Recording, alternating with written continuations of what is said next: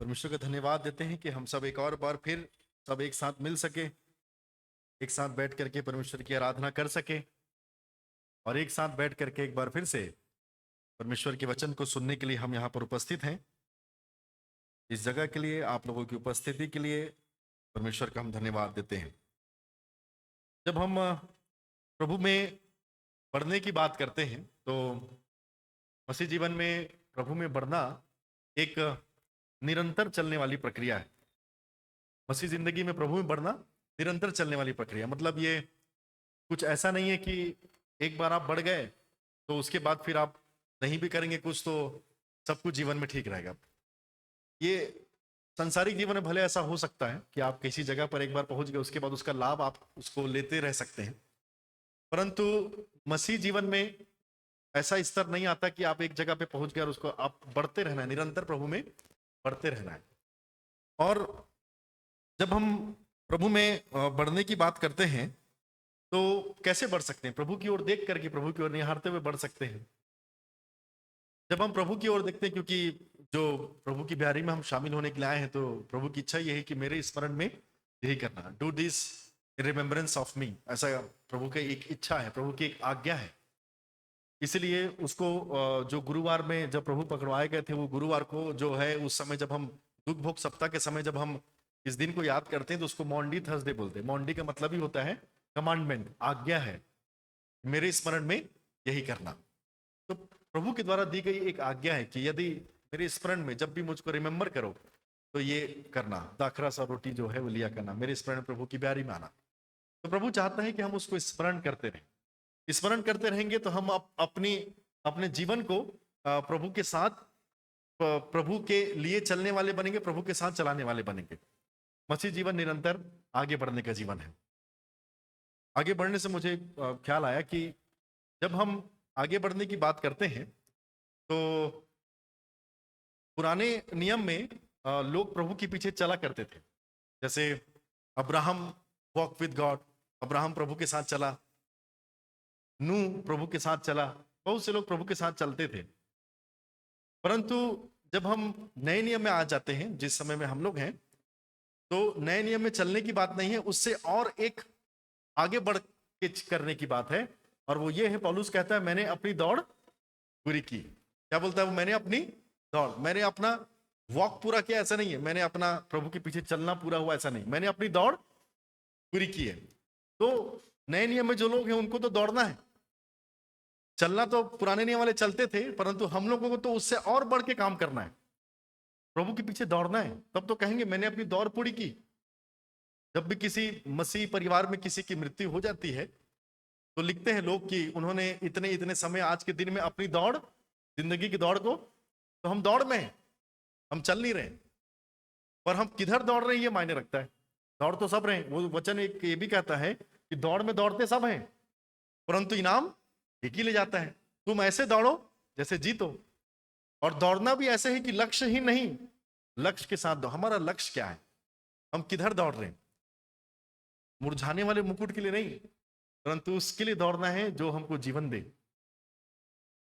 ऐसा जीवन जीना है जिस ब्यारी में शामिल होने के प्रभु जैसा जीवन चाहता है कि इसमें आओ, मेरी याद में ये किया करो। कौन उसकी याद में आएगा? जो उसके पीछे दौड़ता है। ऐसा जीवन हमारा, मुझको वो दृश्य याद आता है बाइबल में जब हम पढ़ते ना।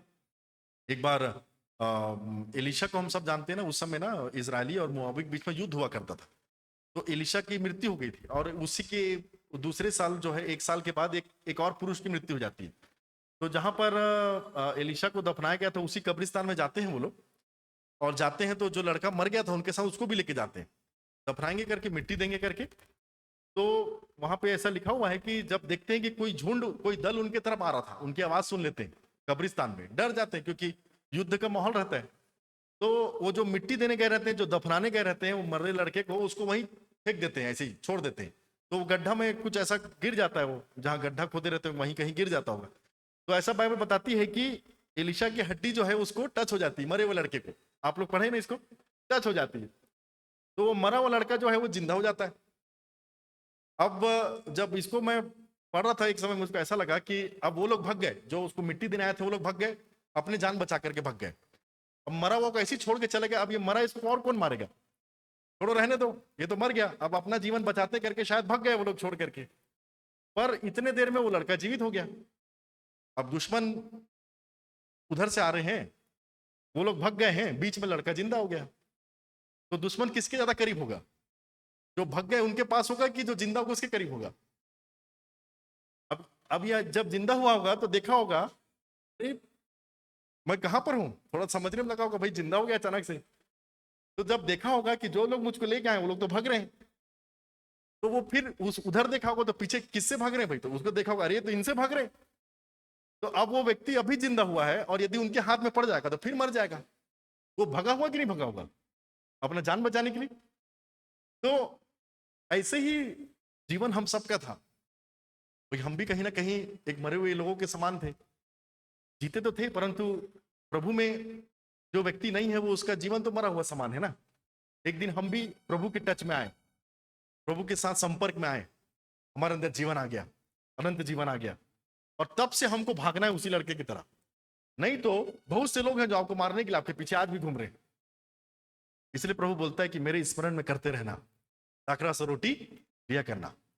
तो वो लड़का अपनी जान बचाने के लिए भागा, हम अपनी दौड़ पूरी करने के लिए भागे। बहुत सी चीजें संसार की ऐसी बातें हैं जो आपको फिर से मारना चाहती है। वो नहीं चाहती कि आप उस वचन में लिखा हुआ है, वो अपने पैरों के, उसके पैरों में बल आ गया था और वो खड़ा हो गया था, ऐसा लिखा हुआ है, वचन पढ़ेगा, उसके पैरों में बल आ गया। जो लड़का मर गया था एलीसा की हड्डी टकरा के उसके पैरों में बल आ गया, खड़ा हो गया। हमको बल देने वाला परमेश्वर है। यदि आज हम कुछ भी कर रहे हैं तो हमको बल देने वाला कौन है? परमेश्वर है। और उसी बल से हम लोगों को अपनी मसीह जीवन की दौड़ को पूरी करनी है। बहुत से लोग पीछे हैं हमारे, जो हमको, हमारी दौड़ पूरी ना हो इसलिए हमारे पीछे दौड़ रहे हैं, परंतु हमको ऐसा दौड़ना है कि हमारे पास एक लक्ष्य है, हम अपने जीवन में ऐसे जिए कि हम अपनी दौड़ को पूरी करें और एक दिन हम भी कह सके कि प्रभु मैंने अपनी दौड़ को पूरी किया। तो हम लोग एक दौड़ में हैं, नए नियम के लोग प्रभु के पीछे दौड़ने वाले बने। तो यहां पर जब हम प्रभु भोज के विषय में जब हम देखते हैं तो यहां पर जो हमने पढ़ा है लूका रचित सुसमाचार उसका 22वां अध्याय, वहां पे इस प्रकार से लिखा हुआ है, फिर उसने रोटी ली और धन्यवाद करके तोड़ी और उनको यह कहते हुए दी, यह मेरी देह है। तो यहां पर जो है, जो आगे हमने इसको पढ़ा है कि ये मेरी देह है, इस प्रकार से प्रभु कहता है, मतलब एक रोटी दे रहा है, उसको ग्रहण करने के लिए कह रहा है।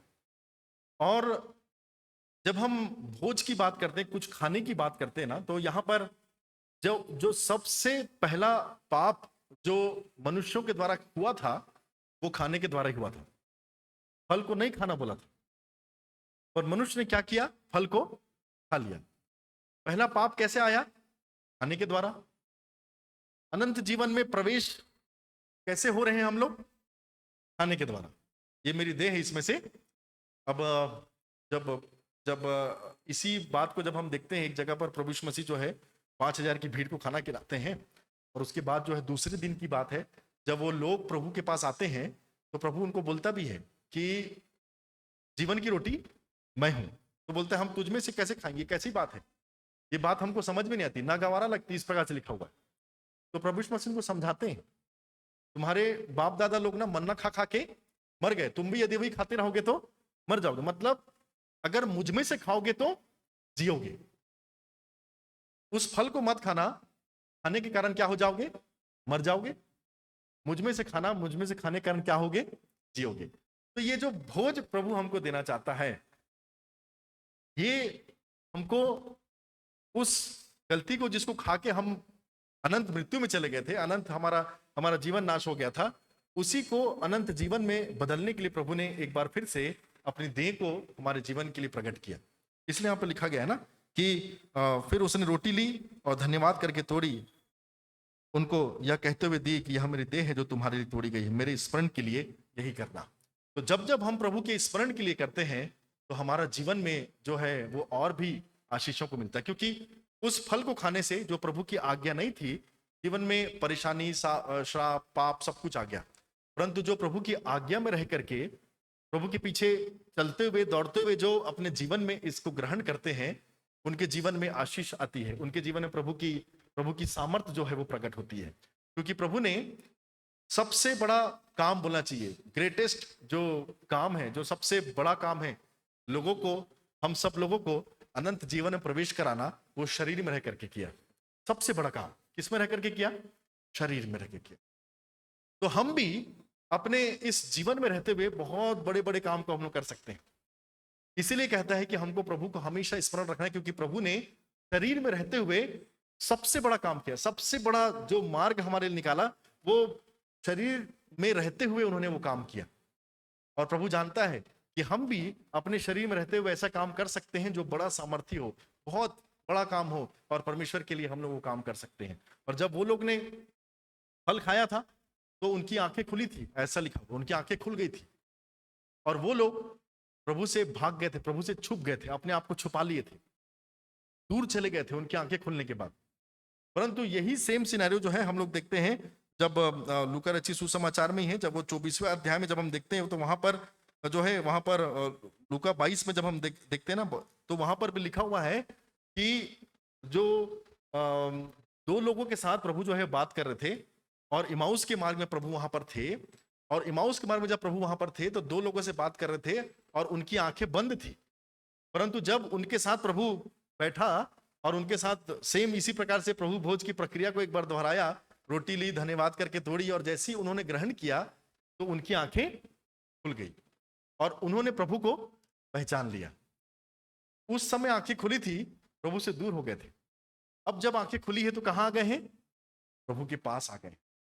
तो जब हम प्रभु से जुड़े रहना चाहते हैं तो उसके स्मरण में हमको ये ब्यारी जो है हमको पास बुलाती है, और हमारे जीवन में ये बहुत सारी ऐसी बातों को जो है लेकर के आती है कि हम इसमें शामिल होने के द्वारा हम प्रभु के करीब होने वाले हो सकें।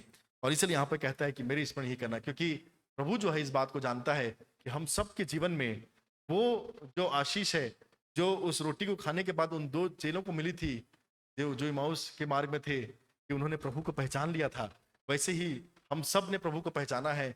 और इस रोटी खाने के द्वारा हम अपने जीवन में और भी अधिक रीति से प्रभु को पहचानने वाले हो सकें, उसके मार्ग में दौड़ने वाले हो सकें। ऐसा हमारा जीवन होना चाहिए। प्रभु को ये अच्छा लगता है कि हम लोग जो उससे प्रेम करते हैं प्रभु के साथ चलें, प्रभु के साथ दौड़ें, प्रभु की सुने, तब जाकर के हमारे जीवन में वो आशीषें पूरी होंगी जो प्रभु चाहता है। क्योंकि नए नियम में लिखा हुआ है पुराने नियम के व्यक्ति के लिए कि लूत की पत्नी को स्मरण रखो, ऐसा लिखा हुआ है नए नियम में। पुराने व्यक्ति के लिए, पुराने नियम में पाई हुई एक स्त्री के लिखा हुआ है कि लूत की पत्नी को स्मरण रखो।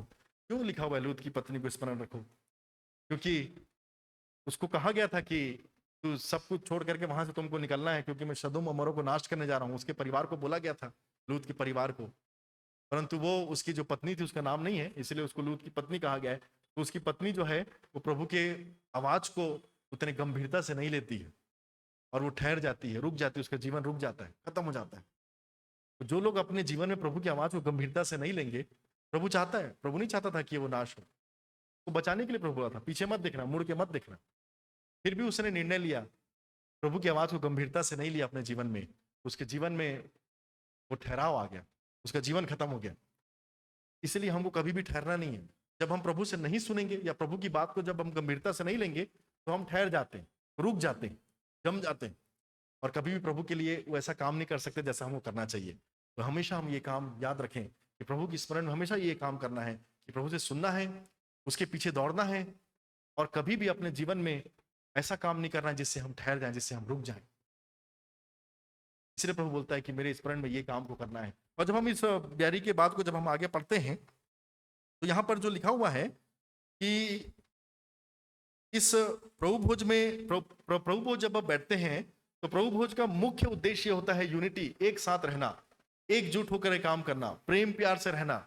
ये सारी उसका मुख्य एक मूल बात है, और ये सब जिसके जीवन में है वही उस ब्यारी में शामिल भी हो सकता है। ऐसा भी वचन है, ब्यारी में शामिल होने के लिए हमको एक दूसरे में प्रेम, यूनिटी, एकता, परमेश्वर की मर्जी में एक मन होना, ऐसे लोग ही ब्यारी में शामिल हो सकते हैं, ऐसे लोगों को ब्यारी में शामिल होना चाहिए।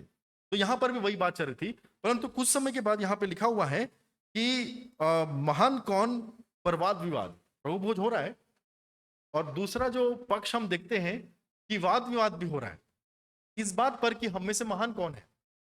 अब यहां पर प्रभु यीशु मसीह उनको अपने मृत्यु के बारे में बता रहे हैं कि मेरा काम यहां पर पूरा हो रहा है, मैं जाने वाला हूं। इस प्रकार से प्रभु बोल रहे हैं उनको।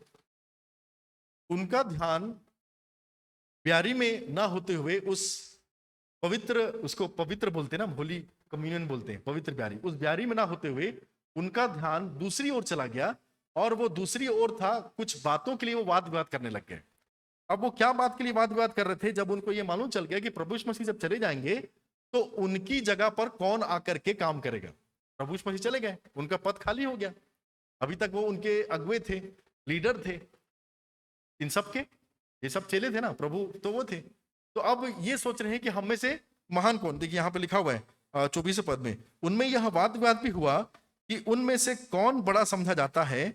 उसने उनसे कहा, अन्य जातियों के राजा उन पर प्रभुता करते हैं और जो उन पर अधिकार रखते हैं वे उपकारक कहलाते हैं। यहाँ पर जो है वाद विवाद इनके जीवन में इस ब्यारी में उपस्थित होने के बाद, जैसे हम सब आज उपस्थित हुए हैं, वैसे उस दिन वो लोग, चेले लोग उपस्थित हुए थे और उनका ध्यान इस ब्यारी में नहीं था, परंतु इस बात पर था कि हम में से बड़ा कौन है। अब वो जो अधिकार है जो प्रभु के पास था, जो जगह उसकी थी, उस पर कौन बैठेगा।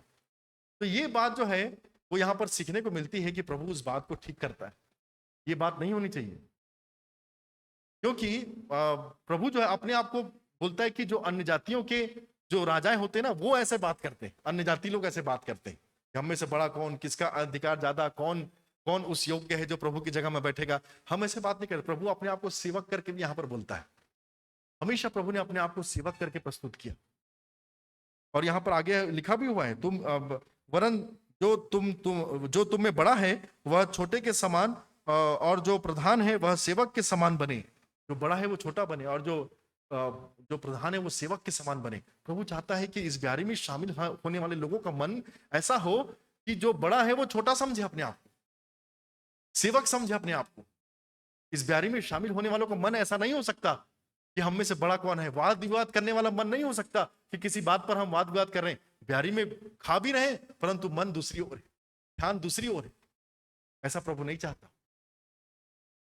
और यदि ये बात वाद विवाद हो रही है कि बड़ा कौन है, बड़ा कौन है, राज्य किसका है, तो जब हम देखते हैं तो शैतान पहला जो पाप है वो यही बोल के लाया था कि तुम परमेश्वर के समान हो जाओगे, तुल्य हो जाओगे, उसके बराबर हो जाओगे। यदि हम प्रभु भोज की ब्यारी में बैठ करके, जैसे ये चेले बैठे हुए थे, यदि हम इस प्रकार से वाद विवाद करेंगे, किसी बात पर चर्चा करेंगे जो प्रभु को नहीं पसंद, तो यहां पर ब्यारी में शामिल होने वाले लोगों के जीवन में भी शैतान काम करता हुआ दिखाई दे रहा। क्योंकि शैतान चाहता, वो तो प्रभु यीशु मसीह को भी ले गया था, ऊंचे पे ले गया था कि सब कुछ तुझे दे दूंगा।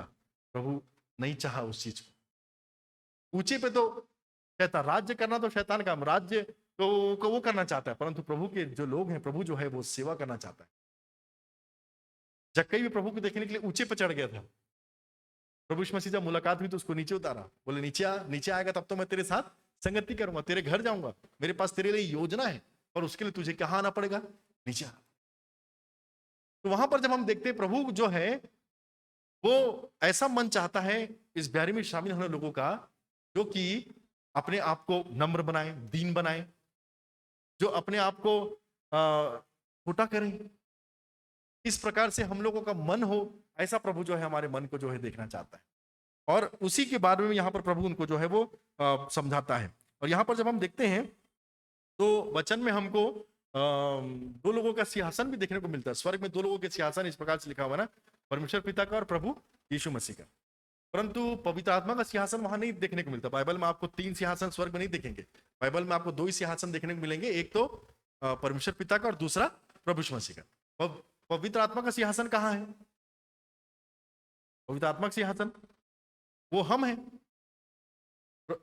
पवित्र आत्मा स्वर्ग में थोड़ी ना सिंहासन लेके बैठेंगे, वो कहाँ रहेंगे? हमारे अंदर रहेंगे। हम अपने अंदर यदि पवित्र आत्मा को रखेंगे तो वो हमारे अंदर राज्य करेगा, और जितना वो राज्य करेगा उतना हम दीन और नम्र और दीन बनते जाएंगे, क्योंकि प्रभु यीशु मसीह के अंदर वही सामर्थ्य थी। इसलिए मैंने बताया कि प्रभु यीशु मसीह शरीर में रह करके सबसे बड़ा काम किया। शरीर में रह करके मानव जाति के लिए सबसे बड़ा काम किया। हम भी शरीर में रहते हुए पवित्र आत्मा को अपने जीवन में सिंहासन, अपने जीवन में उसको सिंहासन बनाते हुए हम भी यदि दीन और नम्र होंगे तो अपने जीवन में बड़े कामों करेंगे। जैसे प्रभु ने जीते जी अपने जीवन काल में शारीरिक रूप में सबसे बड़े काम को करके दिखाया। परंतु जब हम आगे बढ़ते हैं यहाँ पर कि इनका बीच में वाद विवाद हुआ, वाद विवाद इस बात पर कि हम में से बड़ा कौन है। अब यहाँ पर देखिए, अब यहाँ पर तो शैतान की बात भी यहाँ पर आ रही है, शैतान के बारे में भी कुछ बात यहाँ पर कही गई है जो हमने पढ़ा है 31 पद में। वहां पे लिखा हुआ है, शमोन, हे शमोन, देख शैतान ने तुम लोगों को मांग लिया है कि गेहूं के समान फटके। तुम लोगों को मतलब उन लोगों को जो ब्यारी में बैठे हैं, जो प्रभु भोज में शामिल हैं। शैतान उनको मांग रहा है, मांग लिया है बोल दिया, मांग रहा है भी नहीं, मांग लिया है वो, ताकि गेहूं के समान फटके। मतलब शैतान भी उनके पीछे है जो कि प्रभु को स्मरण करते हुए इस ब्यारी में शामिल होते हैं। और यहां पर जब हम देखते हैं तो जो यहां पर जो बात है कि शमोन, हे शमोन, जो प्रभु बात कर रहा है वहां पर शमोन से, तो यहां पर जब हम देखते हैं कि कुछ समय पहले प्रभु ने शमोन के नाम को बदल करके क्या रखा था? शमोन के नाम को बदल करके पतरस रखा था। तो अब प्रभु जिसने उसका नाम बदल दिया था वो फिर से उसको पुराने नाम से क्यों बुला रहे हैं? शमोन, हे शमोन, पतरस करके क्यों नहीं बोल रहे हैं? यदि हम इस वचन को देखेंगे ना तो यहां पे लिखा हुआ है, लूका रचित सुसमाचार उसका 22वां अध्याय देखेंगे आप, लूका 22 पद 31 से लेकर के 32 में इस प्रकार से लिखा हुआ है। लूका 22 पढ़ रहा हूं आपके सामने, उसमें 31 में लिखा हुआ, उसने उनसे कहा, परंतु सॉरी ये मत्ती में लिखा हुआ है, 22 में नहीं, 22 का 1 से 2 में तो यही लिखा हुआ है, 31 और 32 में लिखा हुआ है। मत्ती 16 का 15 से 20 में लिखा हुआ है, जहां पर उसने उसके नाम को बदल करके पतरस रखा था। मत्ती 16 15 से 20 में यहां पर परमेश्वर वचन इस प्रकार से लिखा हुआ है, उसने उनसे कहा, परंतु तुम मुझे क्या कहते हो? शमौन पतरस ने उत्तर दिया, तू जीवित परमेश्वर का पुत्र मसीह है। यीशु ने उसको उत्तर दिया, हे शमौन, योना के पुत्र, तू धन्य है, क्योंकि मांस और लहू ने नहीं, परंतु मेरे पिता ने जो स्वर्ग में है यह बात तुझे प्रकट की है। और मैं भी तुझसे कहता हूं कि तू पतरस है। यहां पर शमौन को प्रभु क्या नाम दे रहा है? कि तू पतरस है। परंतु जब शैतान मांग रहा है तो उसको पतरस कह के नहीं बता रहा है कि शैतान ने तुम लोगों को मांग लिया है। जब शैतान मांग रहा है तो उसको पुराने नाम से संबोधित करके बता रहा है कि शमौन, हे शमौन, शैतान ने तुमको मांग लिया है। तो क्यों ऐसा नाम में परिवर्तन फिर हो गया? पहले प्रभु ने खुद नाम बदला और उसके बाद खुद प्रभु जो है वो पुराने नाम से उसको बुला रहे हैं। यहां पर भी एक शिक्षा हमको देखने को मिलती है कि जब हम ब्यारी में शामिल होते हैं और जब वाद विवाद यहां पर हो रहा है, प्रभु उनको समझा रहा है कि ऐसा हमारा मन ऐसा नहीं होना चाहिए। जिस जगह पे हम बैठे हैं वैसा हम लोगों का मन ऐसा नहीं होना चाहिए, क्योंकि जो बात तुम कर रहे हो वो अन्य जाति के लोग करते हैं।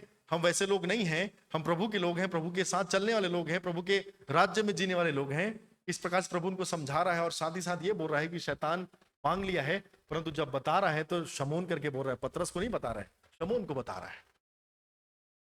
क्योंकि हम जब जीते हैं ना अपने जीवन में, तो किसी न किसी पल ऐसा समय आता है कि हमारे जीवन में एक पुराना मनुष्य होता है और एक नया जीवन होता है। पुराना जीवन, और तभी हम बोलते हैं ना नया जीवन प्राप्त करो, नया जन्म प्राप्त करो। तो एक पुराना जन्म है और एक नया जन्म है।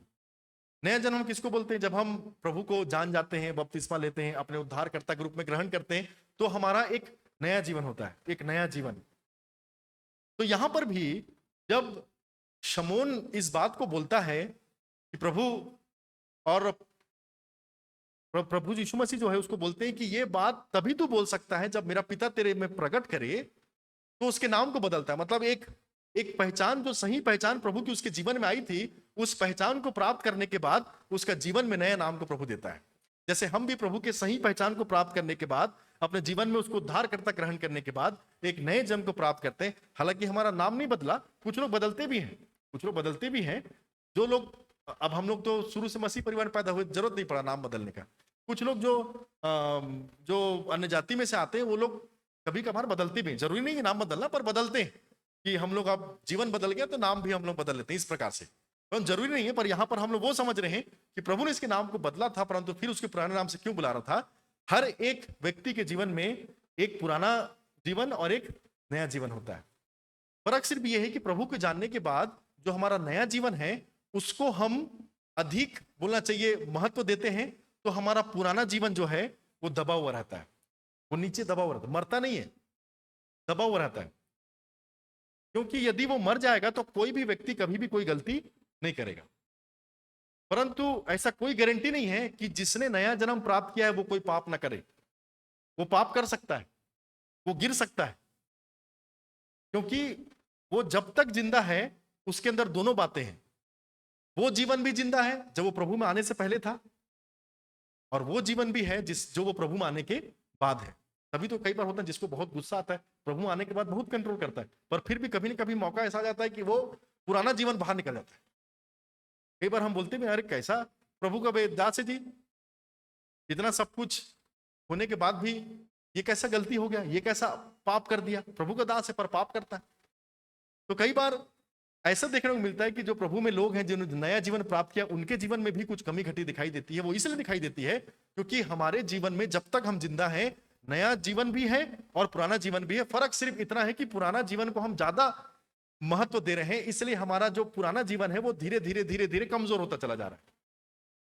पर यहां पर जब शैतान मांग लिया है तो प्रभु पतरस से बात नहीं करना चाह रहा है, क्योंकि जो पतरस है वो तो प्रार्थना करता है, उपवास करता है, बाइबल पढ़ता है, प्रभु भोज लेता है, पतरस अच्छा है उसका जीवन। पर जब शैतान तुमको मांग लिया है तो वो पतरस से डील नहीं करेगा, वो किससे बात करेगा? शमौन से। क्योंकि शैतान हमारे पुराने जीवन को जानता है, हमारी कमजोरियों को जानता है, और जब वो तुमसे बात करेगा तो पतरस उसको कोई फर्क नहीं पड़ेगा। पतरस कितना प्रार्थना कर ले, कितना चर्च चले जाए, कितना दुआ प्रार्थना कर ले, कोई फर्क नहीं पड़ता। शैतान जब आएगा तो पतरस को साइड में करके उस पुराने जीवन से बात करेगा जो तुमने अभी तक दबा करके रखा है, और जब वो उससे बात करेगा तभी व्यक्ति जो है वो पाप में पड़ जाता है। प्रभु भोज की ब्यारी इस बात को बता रही है कि हमको अपने जीवन को हमेशा जांचते रहना है कि मेरे जीवन में मेरा नया जीवन, मेरा पतरस वाला जीवन जो है वो हमेशा बलवंत रहे, और मेरा शमौन वाला जीवन जो है वो हमेशा दबा हुआ रहे, शून्य रहे। शैतान कितना भी कोशिश क्यों ना कर ले, शमौन से बात ना करने पाए। अगर शैतान को बात करनी तो किससे बात करे? पतरस से बात। आप समझ रहे मैं क्या बोल रहा हूं ना? पतरस और शमौन समझ पा रहे कि नहीं? अगर शैतान मुझसे बात करता है तो मेरे नए जीवन से बात करे, ऐसा समझे, मेरे पुराने जीवन को बात ना करने वाला हो सके। क्योंकि हम पाप तभी करेंगे जब अपने पुराने जीवन को याद करेंगे, जब हमारी पुरानी लालसाओं को फिर से। हर किसी के जीवन में कमी है जी, किसके जीवन में कमी नहीं होती? हर किसी के जीवन में कुछ लालच है, कुछ लालसा है, बहुत सारी चीजें। जैसी है कभी ऐसा मौका आता है कि वो लालच, वो लालसा पूरी करने की लालच हमको शैतान देता है, प्रभु कभी नहीं देगा। प्रभु हमेशा पतरस को पसंद करेगा, नए जीवन को पसंद करेगा, पर शैतान हमेशा शमौन को पसंद करेगा। शैतान के लिए नया जीवन कोई मायने नहीं रखता। वो बोलेगा कितना भी दुआ प्रार्थना करो, शमौन तो है ना, मैं उससे बात करूंगा।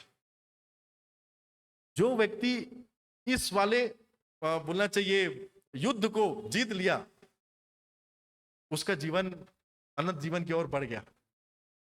समझ पा रहे हैं? उसका जीवन अनंत जीवन। अब देखिए हर किसी के जीवन में दो प्रकार के लोग हैं मानना चाहिए, दो प्रकार के जानवर हैं ऐसे बोलना चाहिए, दो प्रकार की इच्छाएं हैं, एक बुरी है और एक अच्छी है।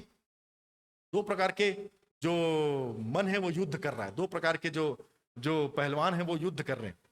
अब मान के चलिए दो प्रकार के जो हैं बलवंत लोग युद्ध कर रहे हैं, एक बुरा है और एक अच्छा है। हमारे मन की बात है, अच्छा मन भी होता है, कभी बुरा मन भी लगता है। वो कार्टून वगैरह हम देखते थे ना, काला फिर इधर सफेद, ऐसा ये करूं ऐसा भी आता है। वही सोच, बुरी सोच भी आती है, अच्छी सोच भी आती है।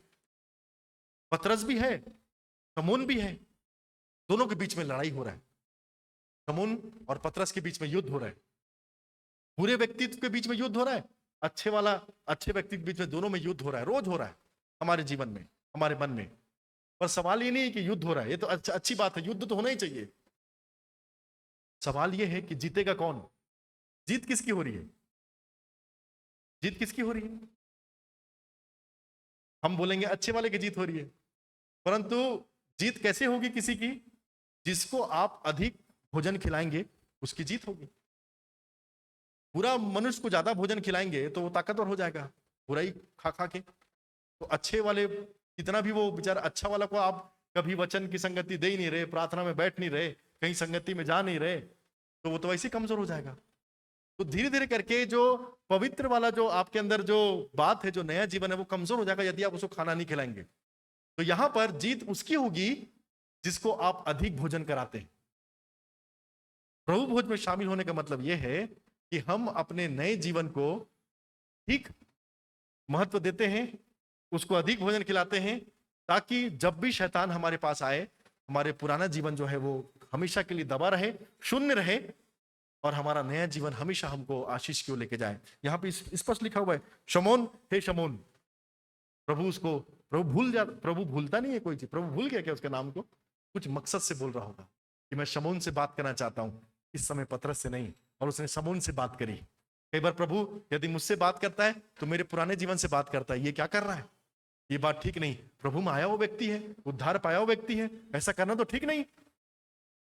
प्रभु कई बार मेरे जीवन में शमोन से भी बात करता है, कई बार प्रभु मेरे जीवन में पतरस से भी बात करता है, क्योंकि जब तक हम जीवित है, पतरस भी है और शमोन भी है। जिसको अधिक भोजन खिलाएंगे वो बलवंत होगा। और उसके बाद लिखा हुआ है, परंतु मैंने तेरे लिए विनती की है कि तेरा विश्वास जाता ना रहे। अब देखिए, प्रभु छोड़ नहीं दे रहा है बोल करके। प्रभु पुराने जीवन से बात करके उसको छोड़ नहीं दे रहा है। क्या बोल रहा है? परंतु मैंने तेरे लिए विनती की है। प्रार्थना, इंग्लिश में विनती की जगह प्रेयर भी आया कई बार। तो वहां पर विनती मतलब प्रार्थना, मतलब प्रभु जो है विनती कर रहा है, विनती प्रार्थना कर रहा है। मतलब प्रभु हमारे लिए प्रार्थना भी करता है। प्रभु प्रार्थना कर रहा है, बताइए। और वो क्या प्रार्थना कर रहा है? कि तेरा विश्वास जाता ना रहे। कई बार हम लोग सोचते हैं प्रभु हमारे लिए क्या प्रार्थना कर सकता है। प्रभु शायद आज भी हमारे लिए प्रार्थना कर रहा है। जो लोग ब्यारी में बैठे हैं, जो लोग ब्यारी में शामिल हैं, कि हमारा विश्वास जाता ना रहे। प्रभु ये प्रार्थना नहीं कर रहा है कि हम चंगे हो जाएं। प्रभु ये प्रार्थना नहीं कर रहा है कि उनकी तकलीफ दूर हो जाए। प्रभु ये प्रार्थना नहीं कर रहा है कि उनकी चिंता दूर हो जाए। प्रभु एक ही प्रार्थना कर रहा है कि इनका विश्वास जाता ना रहे। प्रभु की प्रार्थना की क्वालिटी है। हम लोग करते हैं अपने संसारिक इच्छाओं की पूर्ति के लिए प्रार्थना। प्रभु हमारे लिए यदि प्रार्थना करता है ना, तो यहाँ पे लिखा हुआ है, परंतु मैंने तेरे लिए विनती की है कि तेरा विश्वास जाता ना रहे। क्योंकि यदि विश्वास चला गया तो शैतान ने मांग लिया है, वो सब कुछ खत्म कर देगा। अच्छा, मांगा सबको है, तुम लोगों को मांग लिया, लिखा हुआ देखो, शैतान ने तुम लोगों को मांग लिया है, बहुवचन है। परंतु प्रार्थना सिर्फ एक के लिए कर रहा है, सिंगुलर, एक वचन। मैंने तेरे लिए प्रार्थना करी, परंतु मैंने तेरे लिए विनती करी है। प्रार्थना प्रभु एक के लिए कर रहा है, शैतान मांग सबको रहा है। सबके लिए प्रभु प्रार्थना क्यों नहीं कर रहा है भाई? जब सबको मांग रहा है तो सबके लिए प्रार्थना करना चाहिए ना। यहां पर भी एक शिक्षा की बात है कि प्रभु बता रहा है कि शमोन, मांग लिया शैतान ने तुम सबको, पर मैं तेरे लिए प्रार्थना कर रहा हूं। क्योंकि प्रभु उसको पहले कहा था कि तू पत्थर है और अपनी कलीसिया तुझ पे बनाऊंगा, और अधलोक के फाटक तुझ पर प्रबल ना होंगे। मैं तुझे स्वर्ग के राज्य की कुंजी दूंगा। ये सारा जो बात है, सारी जो आशीषें हैं, मैंने किसके लिए रखी हैं? तेरे लिए रखी हैं। मैं तेरे लिए प्रार्थना कर रहा हूं, क्योंकि तू वो व्यक्ति है जो चट्टान है, जिसके पास राज्य है, जो मजबूत है, जो अगवा है। प्रभु परिवार के अगुओं से बात कर रहा है कि तेरा विश्वास जाता ना रहे, क्योंकि तेरा विश्वास चला गया तो सब कुछ खत्म हो जाएगा। जो बाकी तेरे पीछे लोग हैं वो लोग भी चले जाएंगे। इसलिए यहां पर प्रभु बोलता है कि मैंने तेरे लिए प्रार्थना करी है। और यहाँ पे उसके बाद जो है, तेरे लिए कि तेरा विश्वास जाता ना रहे, और जब तू फिरे तो अपने भाइयों को स्थिर करना। प्रभु ने यहाँ पे रिजल्ट भी बता दिया। रिजल्ट में प्रभु ये विश्वास करता है कि तू एक दिन जरूर फिरेगा। कब फिरेगा ये नहीं बताया है। ऐसा नहीं लिखा है कि अगर तू फिरे, मैं तेरे लिए प्रार्थना तो कर रहा हूं, पर अगर बाई चांस तू फिर जाए, ऐसा नहीं बोल रहा है। स्पष्ट बोल रहा है, मैंने तेरे लिए विनती की है, प्रार्थना की है कि तेरा विश्वास जाता ना रहे। और यदि मैं तेरे लिए प्रार्थना कर रहा हूं तो मुझे पूरा विश्वास है कि शैतान जब तुझे परखेगा तो तेरा विश्वास जाता नहीं जाएगा। और जब तू फिर जाएगा, कभी भी फिरेगा, हो सकता है समय नहीं मालूम मुझको, पर एक दिन फिरेगा जरूर, तो अपने भाइयों को क्या करना? स्थिर करना। प्रभु का विश्वास पक्का है। इस ब्यारी में शामिल होने वाले के लिए प्रभु का विश्वास पक्का है कि हम पक्का फिरेंगे। मुसीबत परेशानी आएगी, लिखा है कि तुम मांग लिया है कि गेहूं की नाई फटके, लिखा हुआ है। अब गेहूं को फटकने में बहुत उसको, गेहूं जो है ना वो छिलके के साथ होता है, छिलका जो है वो कोई नहीं खाता, गेहूं को सब पसंद करते हैं, गेहूं खाते हैं। तो उस परंतु वो जब से वो उसके उगने का जब से प्रोसेस होता है, वो उसके साथ साथ ही पूरा उसका जीवन रहता है, गेहूं और भूसे का पूरा साथ साथ वो लोग चलते हैं। जब उसकी कटाई होती है, जब उसका समय आता है कि गेहूं का रियल काम पूरा हो, तब ही उसको भूसी से अलग किया जाता है। और गेहूं के समान फटके तो उसको फटका जाता है, उसको पटका जाता है, उसको रगड़ा जाता है, उसको घसा जाता है, बहुत उसको मतलब भयंकर उसको रगड़ा जाता है, तब जाकर के वो भूसी जो है बहुत समय से उसके साथ है ना भाई, बहुत समय से, जब तक रगड़ोगे नहीं कैसे निकलेगा, वो उसका हिस्सा है भूसी गेहूं का। तो उसको अलग करने के लिए उसको फटका जाता है और एक हवा, बड़े हवा के सामने उसको रखा जाता है, तो भूसी जो है वो उड़ उड़ जाती है, और जो गेहूं है वो नहीं उड़ता। क्यों नहीं उड़ता? क्योंकि उसमें क्या रहता है? वजन रहता है। भूसी क्यों उड़ती है? क्योंकि वो हल्की रहती है। सारी हल्की चीजें उड़ जाएंगी, वजनदार लोग जो है वो बचे रहेंगे।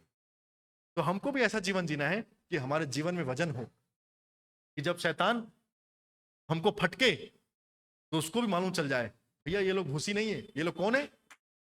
ये लोग वजनदार लोग हैं, ये लोग गेहूं हैं। मैं सोच रहा था गेहूं को नहीं फटकूंगा, मतलब गेहूं जैसे फटकूंगा तो भूसा जैसे सब उड़ जाएंगे, पर ये भूसा नहीं है भाई, ये लोग गेहूं हैं, ये लोग वजनदार लोग हैं, वचन में बने रहने वाले लोग हैं। तभी तो बोल रहा है जब तू फिरे तो अपने भाइयों को, अब जो खुद ही स्थिर नहीं, खुद ही उड़ रहा है हवा में, भूसा जैसे उड़ रहा है कहीं भी, वो क्या स्थिर करेगा किसी को? गेहूं स्थिर कर सके, वो स्थिर है ना, थोड़ा बहुत हिलेगा डुलेगा जरूर पर उड़ेगा नहीं। अरे कौन है जी शैतान जो हमको फूक मार के उड़ा दे? कौन है वो? क्या इतना सामर्थ्य हो गया वो कि मसीह लोगों को फूक मार के उड़ा देगा? हवा में भटक रहा है ना, हम उसके उसके उससे उसके फूक से उड़ने वाले नहीं है, परंतु हम स्थिर रहेंगे, अपने भाइयों को स्थिर करेंगे। और इसीलिए प्रभु भोज की ब्यारी की शिक्षा है। यहाँ पर वाद विवाद हो रहा है, शैतान दिख रहा है, जीत दिखाई दे रही है, परंतु अंत में हम सब जानते हैं जो इस भोज में शामिल होता है वो प्रभु के लोग हैं, प्रभु से प्रेम करने वाले लोग हैं, प्रभु के पीछे दौड़ने वाले लोग हैं। उनके जीवन में शैतान काम जरूर करेगा, शैतान परेशान जरूर करेगा, शैतान फटकने की कोशिश जरूर करेगा, परंतु प्रभु की प्रार्थना हमारे साथ है। प्रभु हमारे लिए प्रार्थना कर रहा है, विनती कर रहा है, आपको विश्वास जाता ना रहे। आपको मालूम हमको विश्वास क्यों दिया गया है? बताइए, मनुष्यों को विश्वास कई जगह पढ़ते हैं हम लोग, विश्वास करो विश्वास करो, विश्वास क्यों दिया गया है? क्या विश्वास आश्चर्यक्रम के लिए दिया गया है? क्या विश्वास चंगाई पाने के लिए दिया गया है? क्या विश्वास इसलिए दिया गया है कि हम सिर्फ अपने सांसारिक इच्छाओं को पूरी करते रहें? आपको मालूम विश्वास देने का मुख्य मकसद क्या है? वो सब है, पर एकदम आखिरी आखिरी का मकसद है वो। विश्वास पाने का मुख्य मकसद ये है कि जब शैतान तुमको फटके तो तुम विश्वास ऐसा रखो कि उस कठिन परिस्थिति में भी तुम अपने परमेश्वर के लिए वजनदार बने रहो। कोई भी व्यक्ति प्रभु को कब छोड़ता है? जब उसके जीवन में कठिन परिस्थितियां, अरे सब कुछ कर रहा हूं प्रभु, क्या मतलब जीवन में तो कुछ आशीष आ ही नहीं रही है। विश्वास जाता ना रहे, क्योंकि जो व्यक्ति विश्वास करेगा उसका एक ही बोलना चाहिए परिणाम रहेगा, उसका एक ही उद्देश्य रहेगा कि कठिन परिस्थिति में वो व्यक्ति वजनदार बना रहेगा। जब शैतान उसको फटकेगा तो विश्वास उसको बचा करके रखेगा, और जिसके जीवन में विश्वास नहीं वो उड़ता रहेगा, कहां जाके गिरेगा किसी को नहीं मालूम। परंतु प्रभु प्रार्थना कर रहा है विश्वास जाता ना रहे। हम ऐसा विश्वासी बने, ऐसा विश्वास करें प्रियो कि छोटी मोटी परिस्थितियों में ना शैतान हमारा कुछ ना बिगाड़ने पाए। उतार चढ़ाव जीवन का हिस्सा है, तूफान आना सब कुछ जीवन का हिस्सा है। हम प्रयास करें कि किसी भी तूफान में, किसी भी परिस्थिति में हम विश्वास में बने रहें, क्योंकि विश्वास दिया ही इसलिए गया है कि हम अपने कठिन परिस्थिति में विश्वास के साथ जिए। नहीं तो क्या फर्क हो जाएगा ऐसे व्यक्ति में जिसके पास विश्वास नहीं है, और हम विश्वासी लोग, यदि हम भी निराश हो जाएंगे, हम भी परेशान हो जाएंगे, हम भी दुखी हो जाएंगे उनके जैसे जिसके पास विश्वास नहीं, तो क्या मतलब ऐसे विश्वास का? कठिन परिस्थिति में आशा वाला व्यक्ति होना, उसको विश्वास कहते हैं। सब कुछ गड़बड़ है, फिर भी बोले प्रभु सब संभाल लेगा, ऐसा व्यक्ति को जीवन विश्वास में है। थोड़ी सी मुसीबत परेशानी नहीं आती, मसीह लोग की बात है, दूसरों को तो नहीं है, वो लोग घबरा जाते हैं, परेशान हो जाते हैं, निराश हो जाते हैं। प्रभु प्रार्थना कर रहा है, प्रभु कठिन परिस्थिति है, इनका विश्वास जाता मत रहे, जो विश्वास में बना रहेगा अपने भाइयों को स्थिर करेगा, ऐसा प्रभु कहता है। हम भी करें ना ये काम। प्यारी में शामिल होने के बाद प्रभु इनसे बात कर रहा है, प्रभु की बात पूरी करेंगे कि शैतान की बात पूरी करेंगे? आज हम सब शामिल होने आए हैं, आप सबका स्वागत है, परंतु इस ब्यारी में शामिल होने के द्वारा हम प्रभु की इच्छा पूरी करें। और प्रभु की इच्छा क्या है कि जब हम स्थिर हैं तो हम दूसरों को भी स्थिर करें, दूसरों का जीवन में भी जो परेशानी है, मुसीबत है, समस्या है, आप उन तक भी प्रभु के नाम को पहुंचाएं और हम तो स्थिर हैं ही, दूसरों को भी स्थिर करें। ये जो ब्यारी में शामिल होने का जो संदेश है वो हम सबों के लिए प्रिय, कि हम अपने नए जीवन में आगे बढ़ते चले जाएं। शैतान पुराने जीवन से बात करने का कोशिश करेगा, परंतु हम पूरा प्रयास करें कि हम कभी भी उसको पुराने जीवन से बात करने ना दें। नए जीवन में हूं, नए जीवन से बात कर। रिवाइवल ये नहीं होता कि बहुत लोग आराधना कर रहे हैं, बहुत से लोग भीड़ है। रिवाइवल तो ये होता है कि कोई व्यक्ति अपने आपे में आए, उसको समझ में आए कि मैं कहाँ था और कहाँ आ गया हूं। ये वाली बात हमारे जीवन में आनी चाहिए। हमको हमेशा ये हमारे अंदर वो होश होना चाहिए, हमारे अंदर वो आपा होना चाहिए कि हम समझें कि मैं कहाँ था और कहाँ आया हूं, और यदि ये करूंगा तो कहां से कहां। कभी भी ऐसा मौका शैतान को मत दे। शैतान तो तैयार है प्रभु को लोगों को गिराने के लिए, प्रभु को लोगों को हराने के लिए, प्रभु को लोगों को उड़ाने के लिए, फूकने के लिए। परंतु हम लोग जो विश्वास में बने रहेंगे, जो पुराने जीवन को दबा करके रखेंगे, हम लोग हमेशा ऐसा काम करेंगे कि स्थिर रहेंगे और हमारे जीवन के द्वारा बहुत से लोगों का जीवन हम स्थिर करने पाएंगे। प्रभु इन वचनों के द्वारा आप सभी को आशीष दे। आइए हम प्रार्थना करें। धन्यवाद देते हैं परमेश्वर पिता आज के दिन के लिए, इस सुंदर समय के लिए प्रभु जी, जबकि हम आज आराधना करने पाए प्रभु जी। धन्यवाद देते हैं परमेश्वर पिता और दुआ करते हैं प्रभु कि जो वचन हमने सीखा है, समझा है, ग्रहण किया है प्रभु जी, इस वचन के द्वारा प्रभु जी आपकी आशीष हमारे जीवन में होने पाए, और प्रभु जी हम हमेशा परमेश्वर पिता अपने आत्मिक जीवन की ओर बढ़ने पाए प्रभु जी। और जो भी बातें हमें रोकती है, जो भी बातें प्रभु जी हमें हमारे जीवन में बाधा को लाती है, शैतान की हर एक चालों को, अंधकार की हर एक ताकत को, प्रभु जी हम सब प्रभु जी यीशु नाम से प्रभु जी उसको बांधते हैं और दुआ करते हैं परमेश्वर पिता कि जो दुआ आपने इनके लिए की प्रभु जी, अपने चेलों के लिए, कि विश्वास जाता ना रहे प्रभु जी, वो विश्वास प्रभु जी हमें बना रहने वाला हो सके, हम स्थिर रहने वाले हो सकें, और प्रभु जी अपने भाइयों को भी स्थिर करें, ऐसा हमारा जीवन हो जाए प्रभु जी। धन्यवाद के साथ इस प्रार्थना को उपस्थित प्रत्येक लोगों को, आगे के हमारी आराधना के भाग को आपके सामर्थ्य हाथों में सौंपते हैं और विनती प्रभु यीशु नाम से मांगते सुने ग्रहण करें, आमीन।